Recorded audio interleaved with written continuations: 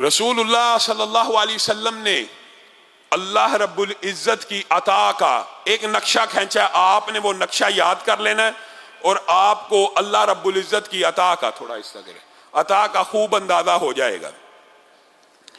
رسول اللہ صلی اللہ علیہ وسلم نے مجھے اور آپ کو سمجھانے کے لیے ایک بات کہی ہے کہ آدم، حضرت آدم جو جد امجد ہیں، اللہ رب العزت کی بارگاہ میں کھڑے ہو جائیں اور اللہ سے کہیں زمین سے لے کے آسمان تک جتنے خزانے ہیں مجھے عطا کر دو، اور اللہ عطا کر دے۔ آدم کا دوسرا بیٹا ہے، یہی مانگے۔ تیسرا بیٹا ہے، حدیث کے الفاظ ہے کمی بھی نہ کرے، وہی مانگتا رہے کہ اللہ زمین سے لے کے آسمان تک جتنی نعمتیں، جتنے خزانے نازل کیے ہیں سب اکیلے مجھ کو دے دے، اللہ اس کو بھی دے دے۔ اور قیامت تک ابھی زمین کے اوپر 7 ارب سے زائد انسان ہیں، قیامت تک کتنے آنے ہیں اور کتنے آ چکے ہیں، ارب ہا ارب لوگ آ چکے ہیں، ارب ہا ارب لوگ آنے ہیں، اللہ جانتا ہے۔ یہ سارے کے سارے اللہ کی بارگاہ میں آ کے کیا مانگے؟ زمین و آسمان کے خزانے، اور اللہ تعالیٰ ہر ایک کو دیتا چلا جائے۔ یہ ساری بات سمجھانے کے بعد رسول اللہ صلی اللہ علیہ وسلم نے کہا تم نے اپنے رب کو کیا سمجھا؟ یہ سب آدم کے بیٹوں کو زمین اور آسمان کے سارے خزانے دینے کے بعد تمہارے رب کے خزانوں میں اتنی کمی واقعہ نہیں ہوتی جو مثال دی ہے، سبحان اللہ۔ اتنی کمی واقعہ نہیں ہوتی کہ تم سمندر کے کنارے کھڑے ہو جاؤ، اس کے اندر سوئی کو ڈبو، سوئی کو اٹھاؤ، اس کے ساتھ ایک باریک سا قطرہ ساتھ سوئی کے چپک جاتا ہے۔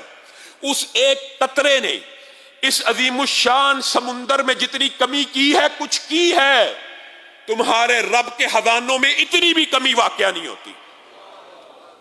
پھر کس سے مانگتے ہو؟ پھر کس در کی ٹھوکریں کھاتے ہو؟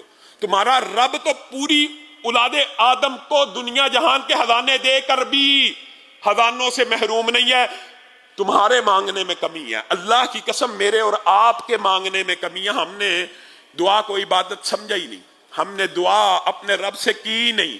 اور آپ کو کس نبی کا دعا کا واقعہ آپ کے سامنے، انبیاء کے دعا، یہ لوگوں کے سامنے انبیاء کی دعائیں رکھیں تو اس کے 2 پہلو ہوتے ہیں۔ وہ بعض لوگ کہتے ہیں یار وہ تو نبی تھے، ان کی تو اللہ نے سننی تھی، ایک چلو یہ پہلو تو ہے، لیکن دوسرا پہلو آپ نے غور نہیں کیا کہ نبی کو بھی جب اولاد کی حاجت ہوئی، نبی صابر ہوتا ہے، مانتے ہیں، نبی صبر کرتے ہیں۔ زکریا ایک عرصے سے صبر کر رہے تھے نا، مریم کے پاس بن موسم کے پھل دیکھے تو دل میں یہ آس جاگ اٹھی، بوڑھا ہوں، بیوی بانچ ہے، بن موسم کے مریم کو پھل مل سکتے ہیں تو مجھے اولاد کیوں نہیں مل سکتی؟ نبی تھے، پہلے بھی علم تھا، لیکن زبان پہ الفاظ نہیں تھے آتے۔ اچانک کہہ دیا ربی لا تذرنی فردا وانت خیر الوارثین، منہ سے الفاظ نکل گئے۔